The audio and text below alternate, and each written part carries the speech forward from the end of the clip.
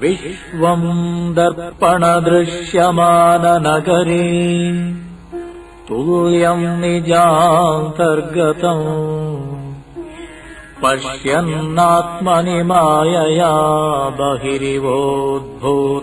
यथा निद्रया यत्साक्षात् कुनुते प्रबोधसमये स्वात्मानमेवाद्वयम् तस्मै श्रीगुरुमूर्तये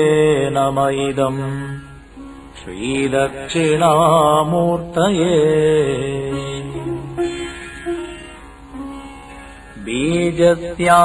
बीजस्यान्तरिवाङ्कुरो जगदिदम् प्राङ्निर्विकल्पम् पुनः मायाकल्पितदेशकालकलना वैचित्र्यचित्रीकृतम् मायावेव विजृम्भयत्यपि महा योगेव यत्स्वेच्छया तस्मै श्रीगुरुमूर्तये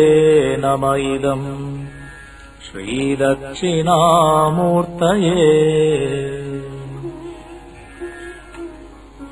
यस्यैव स्फुरणम् सदात्मकम्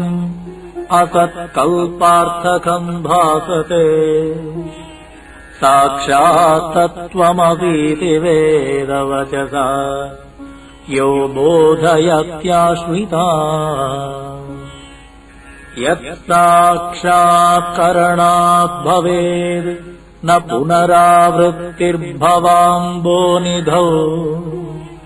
तस्मै श्रीगुरुमूर्तये नम इदम् श्रीदक्षिणामूर्तये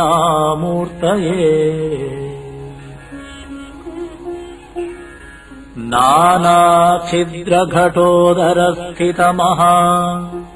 दीपप्रभाभास्वरम् ज्ञानं यस्य तु चक्षुरादिकरणद्वारा बहिः स्पन्दते